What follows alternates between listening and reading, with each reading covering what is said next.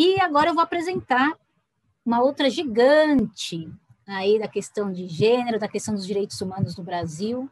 É com muita honra, com muito prazer e com muita gratidão por ter aceito o convite que eu vou apresentar a professora Eunice Prudente. A professora Eunice Prudente é professora da USP, do Departamento de Direito do Estado, é a primeira professora negra da Universidade de São Paulo. A professora Eunice Prudente, ela dedicou sua vida também, assim como as outras duas palestrantes, na questão para combater a desigualdade racial. E eu queria aqui fazer uma sugestão, inclusive para o PFNs de todas as cores, a respeito da tese da professora Eunice, defendida no ano de 1980. E o orientador foi o professor Dalmo de Abreu Dallari. Essa tese tem um peso histórico. Além, obviamente, né, do teor da tese, extremamente qualificado, não tem nem vou perder tempo falando do teor, da qualidade técnica da tese da professora Eunice, mas é um documento histórico. Em 1980, essa mulher, essa professora, discute racismo estrutural.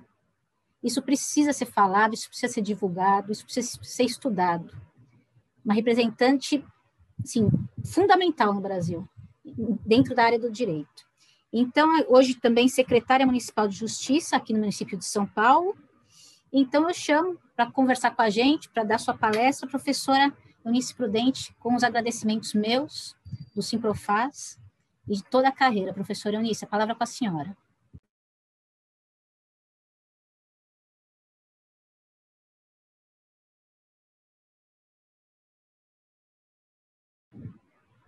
Professora, precisa ligar o áudio.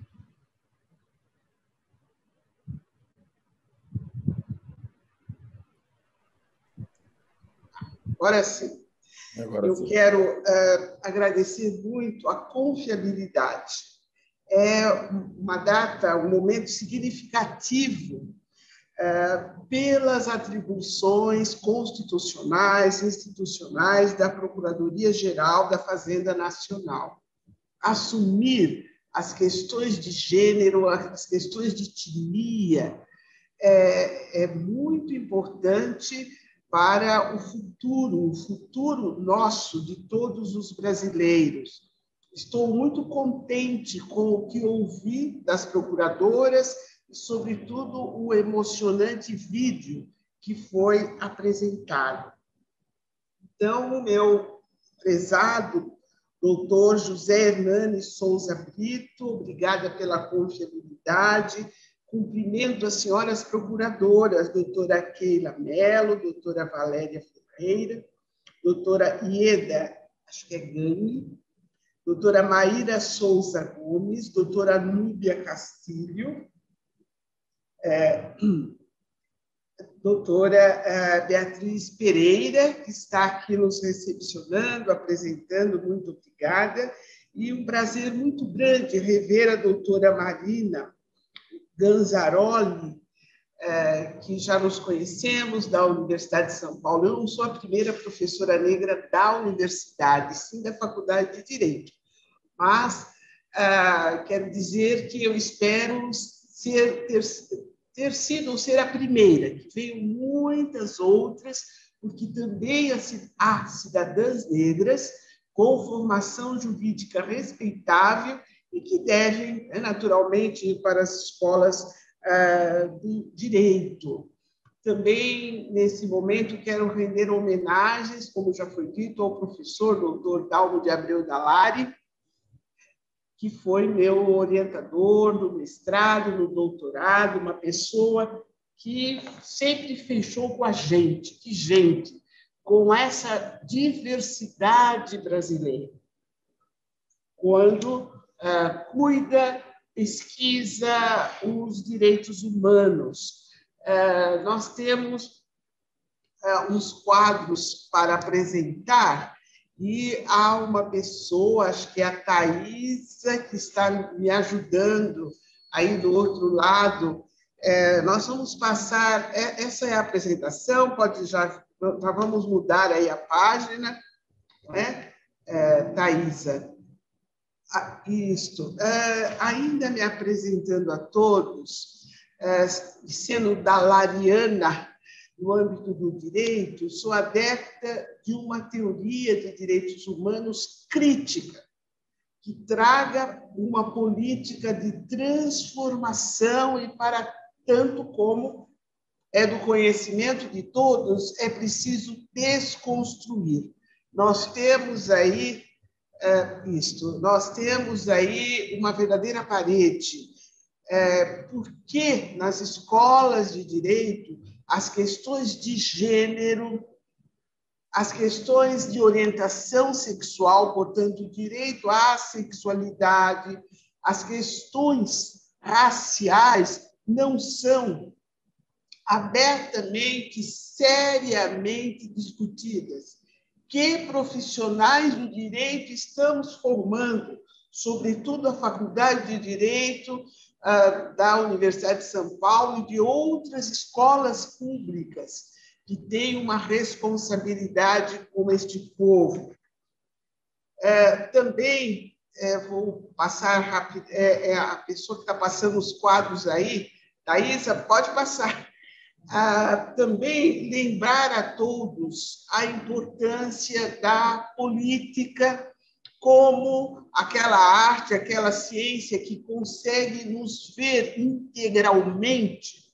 E aí temos uma contribuição significativa desta pensadora feminista americana, Marilyn Frye, citando também essa Iris Young, também outra feminista americana bastante conhecida, porque essa metáfora da gaiola, acho que vai mostrar a todos nós o quanto é importante nós libertarmos todos os pássaros. Os pássaros têm tamanhos variados, tipos variados, muitas cores, mas estão todos presos, ou seja, neste momento, e há muito tempo, nós brasileiros não estamos bem.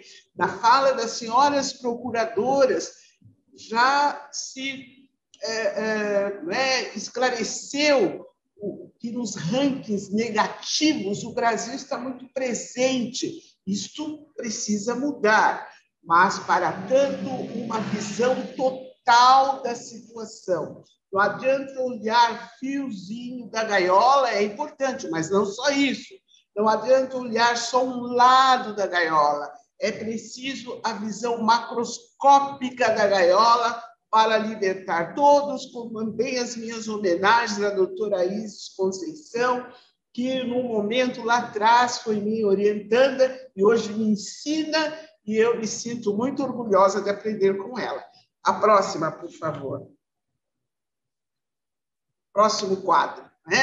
Então, as pesquisas precisam trazer contribuições e não mera demonstração de conhecimentos, isso quero dizer. O próximo quadro, por favor.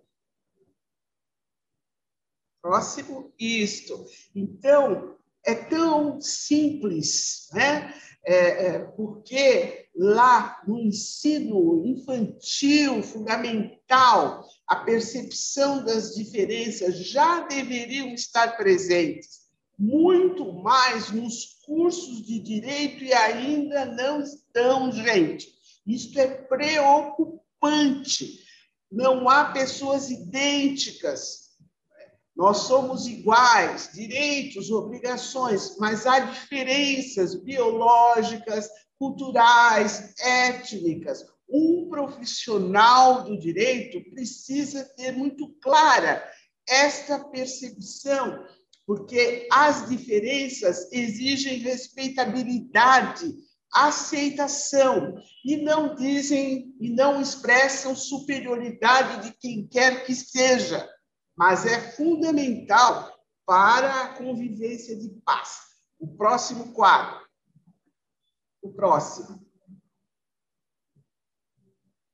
A desigualdade. Esta sim precisa ser devidamente enfrentada, porque expressa a relação de dominação, de pessoas sobre pessoas, de exploração. Então, é preciso serem enfrentadas, e é por isso que estamos tendo a honra de estar aqui na Procuradoria, da Fazenda Nacional, nesse órgão tão importante entre procuradores, entre servidores dessa procuradoria, porque a desigualdade precisa ser enfrentada, e aí está a minha fonte, né? O querido professor de todos nós, Fábio Conder Comparato, nos ensinando o que é preciso já apreendermos lá atrás, enquanto crianças.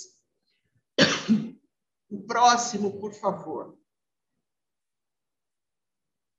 A questão de gênero. Imaginem os senhores, ainda estamos ali numa dualidade biológica que não expressa a realidade do ser humano, não expressa o Brasil e nenhuma parte do mundo, porque pessoas transgêneras estão presentes, são cidadãs também essa pessoa. Como é que eu formo um profissional do direito assim? Olha, tem homem e tem mulher, ponto final. Não deu nada, ou melhor, deu algo muito confuso, né, nas atividades desse advogado, desse juiz, desse cidadão. Então, aquela situação das ciências biológicas foi bastante alterada pela psicologia, pelas ciências sociais. O gênero é construído, desconstruído lá pelo cidadão, lá pela cidadã, lá pela pessoa humana. Então, isto precisa estar presente nas nossas vidas para encerrar o ciclo da violência, porque também o Brasil aparece nas violências, né? De gênero, etc. O próximo quadro.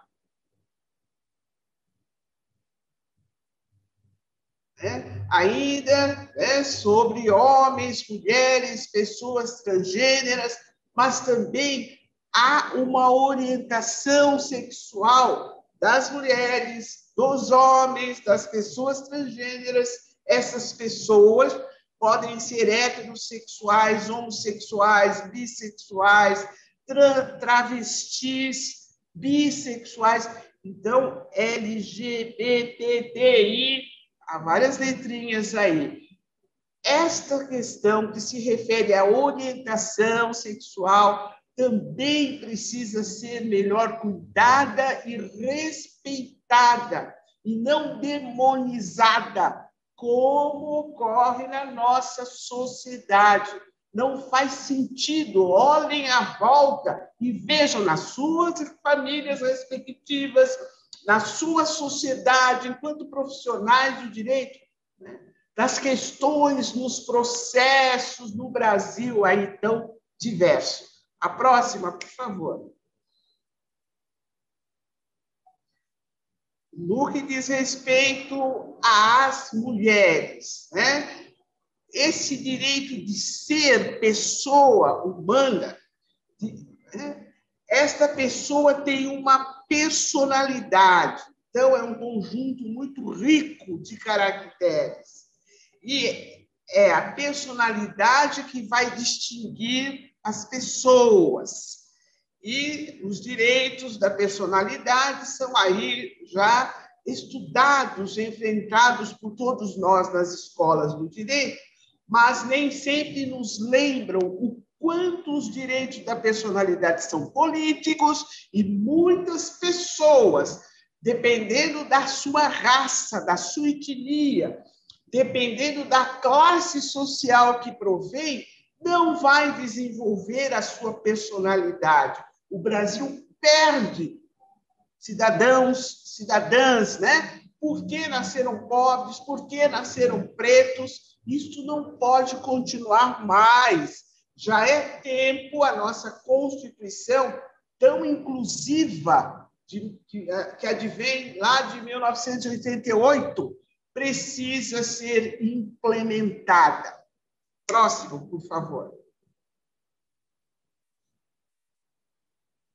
Então, os direitos humanos, como estão lá previstos na nossa Constituição, são indisponíveis. Então, muitas obrigações de fazer e de não fazer para quem? para toda a sociedade, mas, em especial, para o Estado brasileiro com todas as suas instituições. Todos estão, né, aí comprometidos com os direitos humanos, que não são mais romanceados como no passado, são indisponíveis, fundamentais, e é preciso atentar, né, para esta igualdade. Próximo. Por que um outro sentido de igualdade? Vou chegar ao feminismo, mas antes lembro, né, a feminilidade, características, né, aí das mulheres, mas lembrando que se trata de um ser inteligente, que, além de mãe, cônjuge, companheira, amante, é também trabalhadora, é também eleitora, é representante do povo, enfim, pode e deve, né, exercer todas essas funções, porque a mulher é um ser inteligente. Nossa, é preciso dizer isto em pleno século XXI, precisa, por incrível que pareça, para lembrar a todos que um movimento político, uma doutrina formada principalmente por mulheres, mas também por muitos homens, por pessoas trans, o feminismo, né, é que contribuiu para o exercício, o reconhecimento, o exercício dessa feminilidade, porque estamos cansados de ouvir algumas pessoas, principalmente mulheres, dizerem: eu sou feminina, mas não sou feminista. Pois é, você é feminina e exerce alguns direitos, porque feministas foram à rua, morreram sob a ditadura militar, etc., para que esses direitos, né, fossem respeitados e erigida essa Constituição Federal que temos. O próximo, por favor. O próximo. Então, há uma conquista, há direitos que são realmente, né, das mulheres, como licença maternidade, salário maternidade, o parto humanitário, etc. Mas há direitos sociais que são do interesse das mulheres, também conquistado pelas feministas, como a licença paternidade, né? Como a proibição de discriminação no mercado de trabalho. As feministas têm essa bandeira desde lá da década de 70, e foi nessa Constituição de 88 que ocorreram aí muitas conquistas, ou sob a égide dessa Constituição, que se proibiu, né, a exigência de atestado de esterilidade às candidatas a emprego. As brasileiras enfrentaram tudo isto, né? Próximo.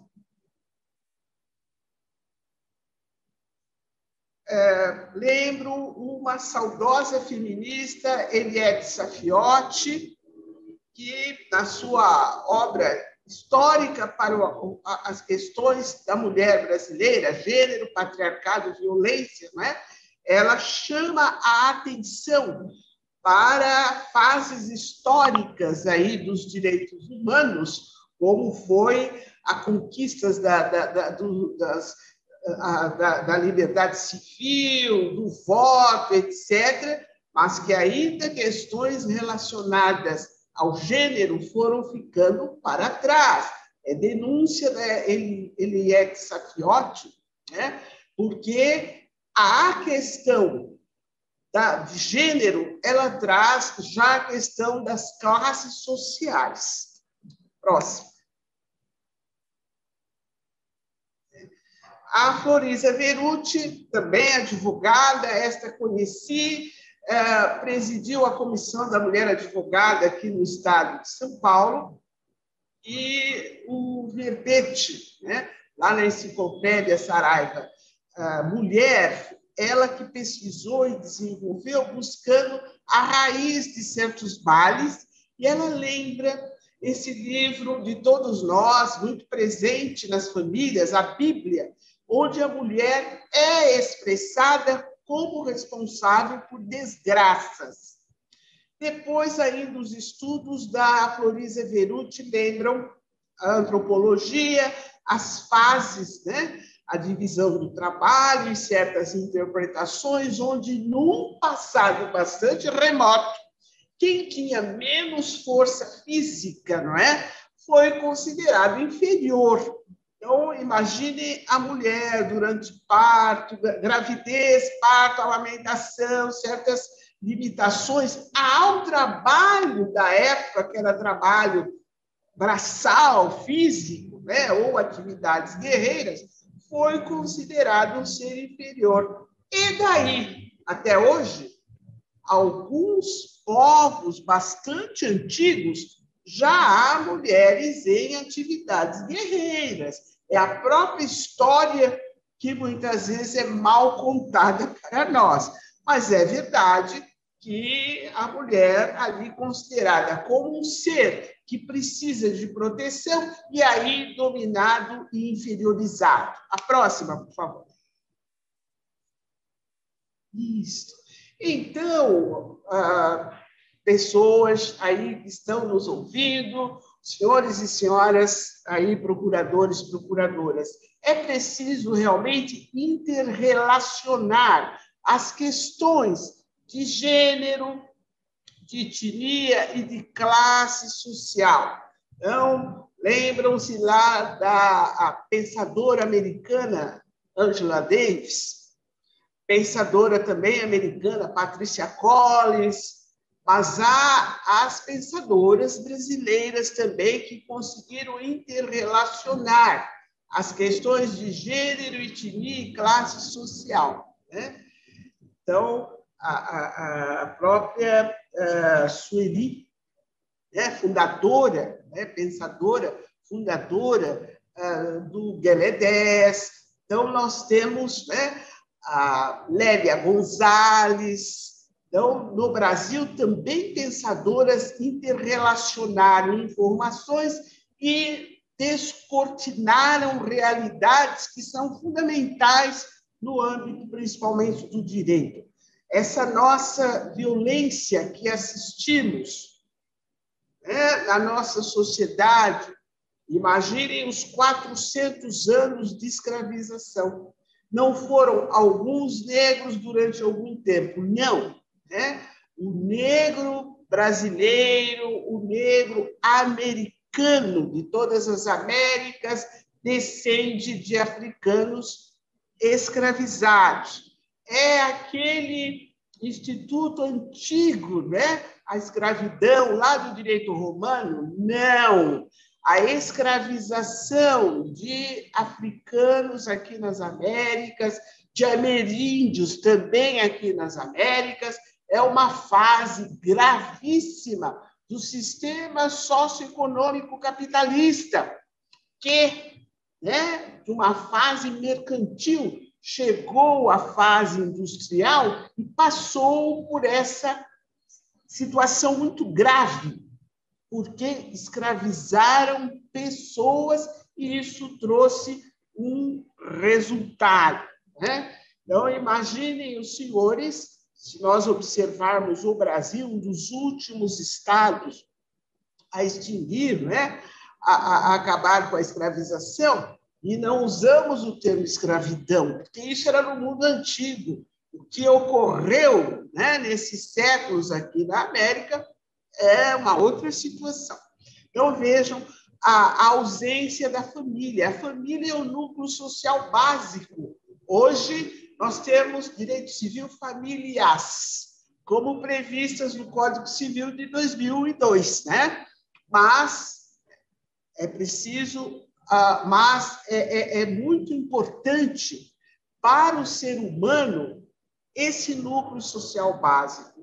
Proibido ao escravizado, e isso trouxe uma consequência muito grave para a comunidade negra brasileira.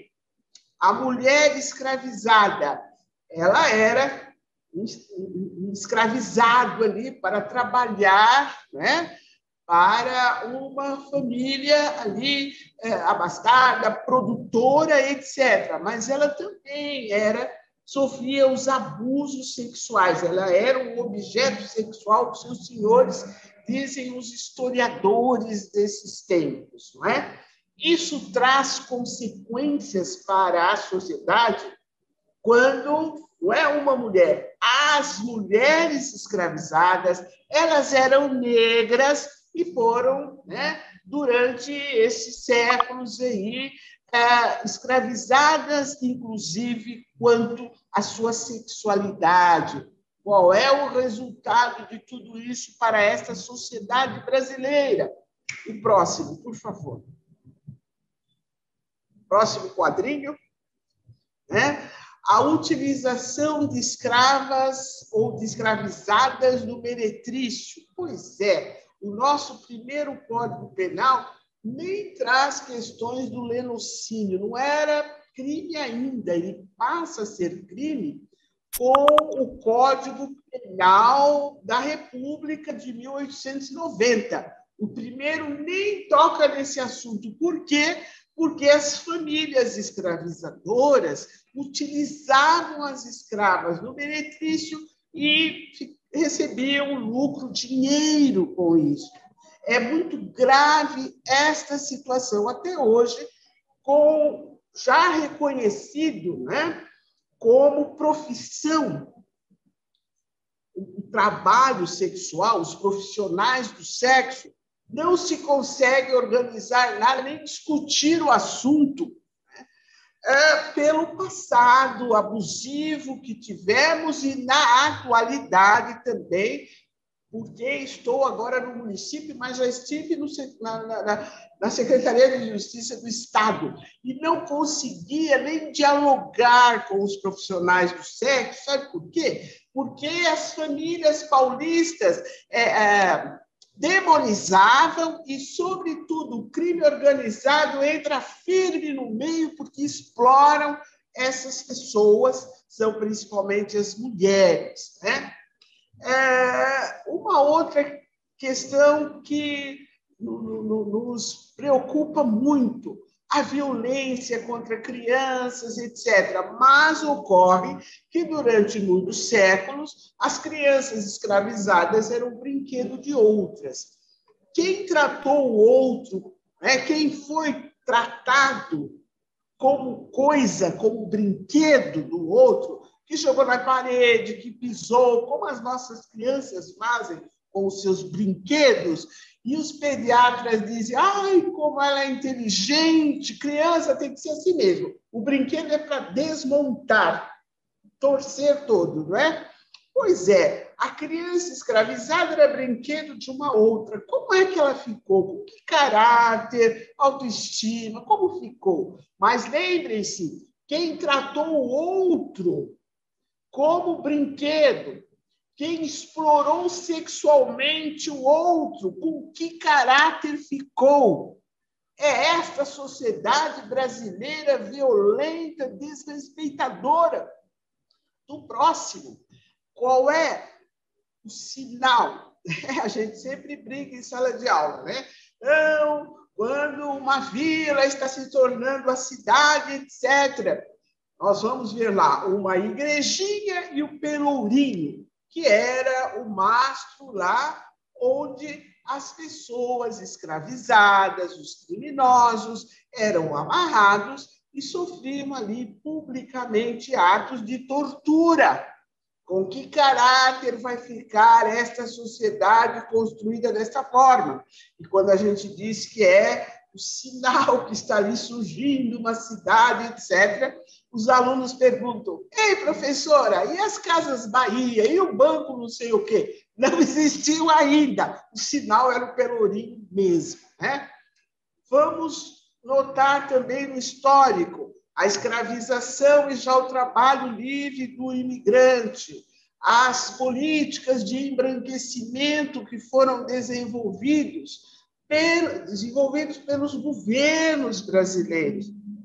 Esta situação também vai trazer as suas consequências. Não foi um trabalhador que veio da Europa que trouxe o racismo para o Brasil. Ele estava aqui, muito presente aqui entre nós.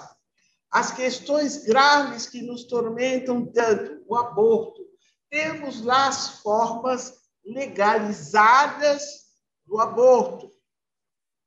Mas observem que, muito além daquelas, na nossa sociedade, sobretudo entre as mulheres pobres, práticas abortivas violentas são praticadas, tirando a vida, muitas vezes, de brasileiras jovens. Como é que isso ainda ocorre?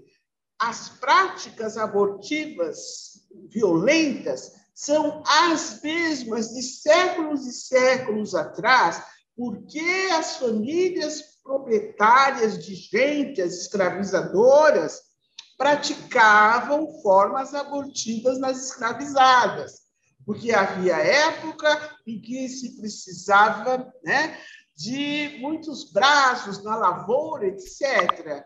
Havia outras épocas em que se queria aumentar a escravaria, porque também era lucro. Então, a questão de existir e não existir era decidida pelo senhor de escravos, pelo escravizador. Então, essas práticas abortivas violentas são as mesmas do passado até hoje, porque o Estado não ouvia as mulheres, o Estado brasileiro nunca se interessou seriamente por esse assunto, as práticas são as mesmas, né? Então, estamos precisando de políticas públicas para esses direitos reprodutivos, e é para já. Próximo, por favor. Isso. As consequências são essas, né? Estou diante dos senhores e senhoras procuradores, procuradoras, os senhores servidores públicos da Procuradoria. Então, as pessoas já sentem as consequências. Banalização aí da violência, a mulher sendo, né, aí considerada como um objeto aí sexual, banalização da tortura e o capitalismo brasileiro, onde a miserabilidade numa república tão rica, né? Agro é pobre, agro é tudo, mas há gente com fome nessa sociedade. O desrespeito ao trabalhador doméstico, porque a escravizada nem sentiu a passagem, né, da escravização para a cidadania. Ela continuou a trabalhar, a servir as famílias que lhe eram escravizadoras. E nesta situação, o trabalhador doméstico, na sua maioria mulheres, passaram por século de servidão. Somente com a Constituição de 88, né, há o reconhecimento do trabalhador doméstico, das trabalhadoras domésticas, como um trabalhador nos termos do artigo 3º da CLT. E olhe lá, hein, que o fundo de garantia é facultativo do patronato, né? A invisibilidade, né, da mulher e do negro nas funções de direção aí da sociedade, o que me leva a uma consequência muito grave, a inexistência de uma elite. O que a gente chama de elite? É quem tem dinheiro e vai a Miami comprar quinquilharias? Acho que não, né? Elite seria a pessoa ou um conjunto de pessoas que pensem essa sociedade. E nós vamos encontrar entre os sindicalistas, né? Meu pai era metalúrgico. E o quanto meu pai, que era campesino, chegou nessa cidade grande, o quanto ele evoluiu e apreendeu sobre a importância de um trabalhador, de direito, de salário no sindicato dos metalúrgicos. A minha mãe era aqui também do interior de São Paulo e veio para São Paulo trabalhar como tecelã. O quanto ela aprendeu, né, sobre a saúde da trabalhadora, etc., no sindicato. Então, eu concluo sempre nas minhas teses que o Brasil não tem uma elite porque você encontra alguns ícones, né? Algumas pessoas na academia e mesmo na sociedade pensando os dramas sociais, políticos que nos envolvem, mas não assim uma sociedade, um grupo que possa ser chamado de elite. Está aí para a gente discutir um pouquinho. O próximo, por favor, estamos terminando. Isso, né? Bom, eu vou passar rápido esse quadro, só chamar a atenção dos senhores para visitar o nosso dicionário da língua portuguesa, o quanto, né? Ele é ideológico quando se refere ao homem, à mulher, ao negro, ao branco. Isso traz consequência para a nossa formação cultural.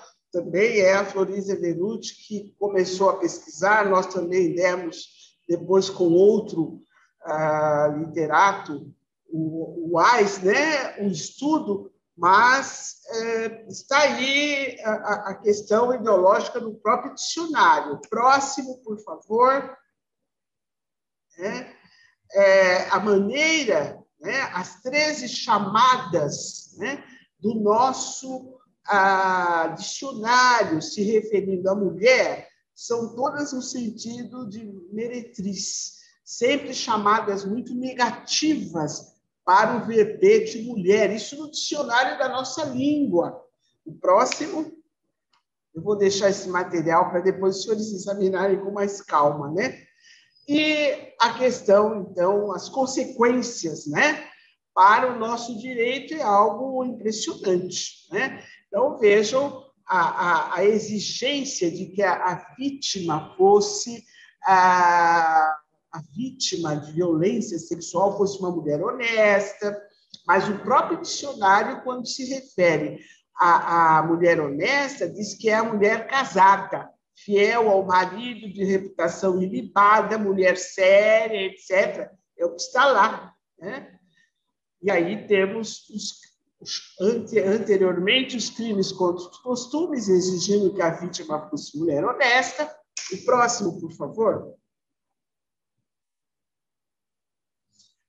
Já no verbete homem, nossa, né? Então, é o representante da própria espécie, e depois, né, as chamadas alocuções sobre o verbete homem são sempre muito positivo, né? Há um que eu sempre chamo a atenção, né? Homem da rua, é o homem do povo, a mulher da rua. Meretriz, né? Mulher pública, tem lá também o seu significado, mas o homem público é estadista. Bom, o homem é tratado de uma outra forma. Vamos lá para o próximo. Há uma injusta distribuição de papéis sociais no Brasil. Ainda convivemos com papéis sociais do século XIX e anteriores e tal, onde realmente, a partir de uma educação, o homem, né, é educado e orientado para a direção da sociedade, para o poder. E as mulheres? Bom, aí entra realmente a questão racial, né? A mulher branca vai procriar os dirigentes da sociedade brasileira. Então, embora ela seja considerada ainda como auxiliar, como a companheira, etc., mas alguns cuidados. Os papéis sociais, né, para o homem negro, não há normalidade. Ou é uma criatura subserviente, um nível de humildade que não existe, ou então é um ser violento, perigoso, etc. Isso está na literatura, isso está na nossa mídia, quando ela vai noticiar que um jovem foi encontrado com drogas. Se ele for branco, é uma pessoa doente, desajustada, e é mesmo, não é? Mas se for negro, ele já é apontado e descrito de uma outra forma.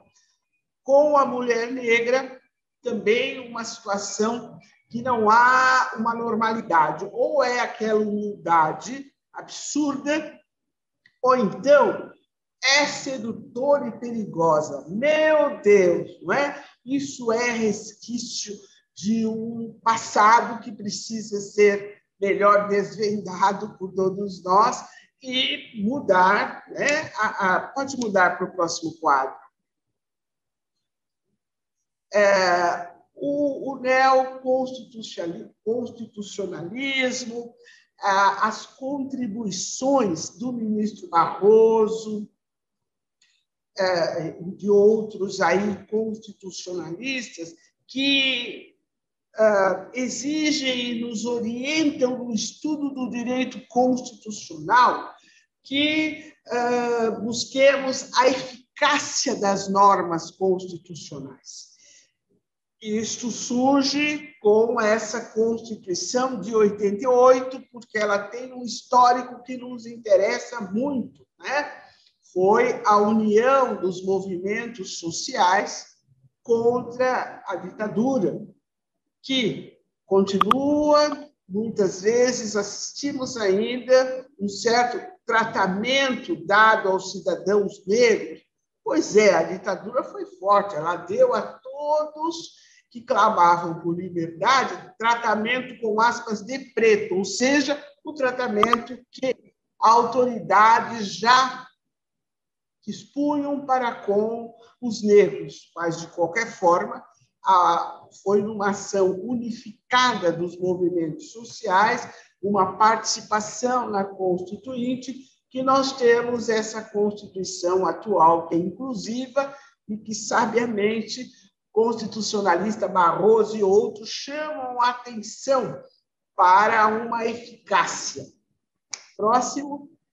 Devemos e precisamos implementá-la, e aí já está o Código Civil de 2002 com famílias, o exercício não mais do pátrio poder, mas do poder familiar, o Código Penal recentemente, né, trazendo o feminicídio, mas observem que nas formas legalizadoras do aborto se acrescentou a questão de pessoas que são concebidas sem cérebro, né? Os anencéfalos ou anencefálicos também, né? Aí é permitido à brasileira, nesta situação, interromper a sua gestação por trabalho de uma jurisprudência do Supremo Tribunal Federal, consultar lá o artigo 128, né, do nosso Código Penal e tal. E o feminicídio, né, que é uma ocorrência prevista no 121, mas, né, ali como agravante, né, da penalidade, quando a morte, a mulher é vitimada por ser mulher, por razões do sexo feminino, feminicídio. Isso advém no bojo da Constituição de 88 e nas alterações recentes do Código Penal. O próximo, por favor. Agora estamos terminando mesmo, né? Então, que razões seriam essas? A violência doméstica, aí familiar, então a violência ocorrida no âmbito, né, no espaço, né, ali da convivência, mas também a violência familiar, porque praticada por pessoas da família, pelos agregados tão comuns nas famílias brasileiras, compadrinhos e etc. E, nesse caso, também se observa se essa discriminação foi direto, né, consequência daquela condição de ser mulher, né, o feminicídio. Próximo, por favor. A Lei Maria da Penha, a conquista, né, da 11.340 em 2006. Ali veio porque a cidadã Maria da Penha Guimarães não foi devidamente atendida pelas instituições políticas brasileiras, em especial o judiciário, e ela foi à Corte Interamericana de Direitos Humanos, e lá o Brasil, né, é condenado com a recomendação de que implementasse as disposições do 226 da Constituição Federal, parágrafo 8º, que tivesse uma legislação específica sobre os direitos de família. Mas isso já estava lá no parágrafo 8º, e, no entanto, a lei vai se referir à vitimação de mulheres. Por quê? Porque quando a cidadã doutora, né, engenheira bioquímica Maria da Penha, levou as questões lá à Corte Interamericana, levou as estatísticas estarrecedoras da violência no âmbito da família, no âmbito doméstico que ocorre no Brasil. Então, a recomendação, além de que o processo crime lá contra o agressor da Maria da Penha prosperasse, e prosperou lá, num certo sentido mesmo, mas também que o Brasil criasse e instituísse uma legislação que protegesse as mulheres. Ela já é internacionalmente elogiada por trazer a prisão preventiva com alterações no Código de Processo Penal, trazer mais circunstância agravante no Código Penal. O próximo, por favor. A Lei Maria da Penha altera também o Código Penal na parte referente a lesões corporais, né? Com agravantes, se essas lesões foram provocadas nessa violência doméstica, e alterou, inclusive, a lei de execução penal, quando dispõe sobre programas de recuperação e reeducação, né? O AB esteve muito presente aí na elaboração da Lei Maria da Penha e outras ONGs e instituições de direitos humanos. Mas observem que a nossa Constituição, quando cuida das penalidades a serem aplicadas, realmente é no sentido de ressocialização. Nós não temos pena de morte, nós não temos pena de prisão perpétua, não. É para preparar a pessoa para voltar à sociedade, porque essa disposição da lei de execução penal é bastante criticada. E há falhas, né, aí nesses programas de recuperação, tanto que nós vamos observar delegadas atuando como psicólogas, fazendo rodas de conversa e discussão com maridos brigões, violentos, companheiros violentos, etc., pais violentos, etc. Elas mesmas fazendo isso. Não sei se algum delegado faz, que eu vi eram delegadas, né? Por quê? Mas não tinha que ter lá o psicólogo, alguém para desenvolver o programa de recuperação, né? Está previsto na lei. Não temos ainda. Próximo. Bom, ainda já chegando aqui no final, né? No que diz respeito a uma educação em direitos que faz muita falta entre nós, porque o desrespeito, muitas vezes, ao diferente, né, precisa que o protagonismo negro na história, o protagonismo ameríndio na nossa cultura, quantas juremas nós temos aí. O que quer dizer jurema? Não é lá do Tupi-Guarani, e não é só isso, né? As etnias indígenas foram dizimadas. O protagonismo negro na história do Brasil precisa ser devidamente contado, recontado. Então, nós temos a 10.639, né? Trazendo, determinando que as nossas escolas tragam a história da África, a cultura afro-brasileira, e a 11.645 se referindo à rica cultura brasileira, com tanto conteúdo, Tupi-Guarani, etc., e também o protagonismo das comunidades indígenas nesse momento em que o nosso ambiente está sendo devastado, queimado, destruído. Quem conhece o sul do estado de São Paulo, o Vale do Ribeira, é Mata Atlântica preservada. O Rio Ribeira é um mar de água doce, mas lá estão 28 comunidades remanescentes de quilombos e várias comunidades indígenas. São eles que cuidam e preservam aquele ambiente. E aí vamos ver o mesmo exemplo por esse Brasil afora, o próximo. Né? O Estatuto da Igualdade Racial, essa lei 12.288, traz os direitos humanos fundamentais. Mas não estão na Constituição Federal? Estão. São agora especificados para a população negra brasileira. É assim que vem a lei, né? E por que todo esse cuidado? Realmente ele se faz necessário, porque nas questões de saúde, acho que já está aí divulgado, né, que anemia falciforme, casos de diabetes, de hipertensão, estão muito presentes na comunidade negra. Estas situações de saúde, principalmente diabetes e hipertensão, são muito presentes em sociedades industrializadas. Não é o caso de muitos estados africanos.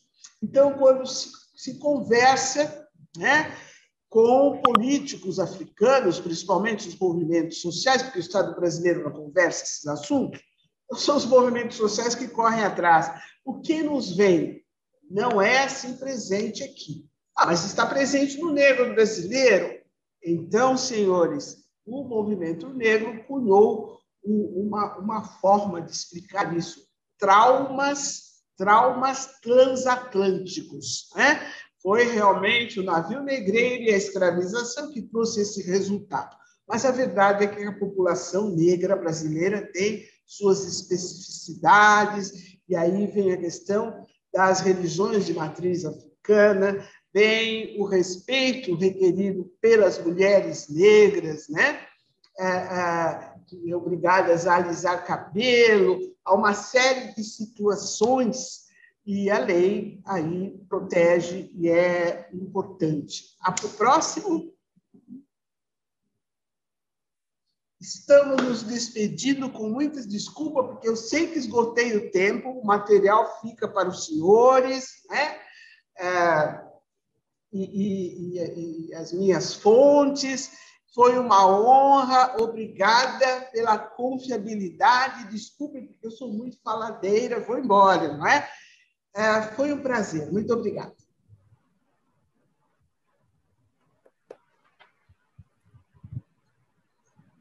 Professora Eunice, eu não tenho como agradecer a sua aula e, especialmente, o que eu gostaria de destacar da sua fala é a capacidade de síntese para abarcar em 40 minutos as questões estruturais da sociedade brasileira. A senhora foi muito além da questão do racismo. A senhora conseguiu, em 40 minutos, tocar em pontos essenciais, que a gente ouve num viés ou no outro, uma perspectiva ou em outra, mas o caso dessa aula, que não é uma palestra, é uma aula, né? Assim, foi incrível, extraordinário. Eu queria agradecer, professora Eunice, mais uma vez, por ter aceitado o nosso convite. De coração mesmo. Eu espero que a gente se reencontre outras tantas vezes.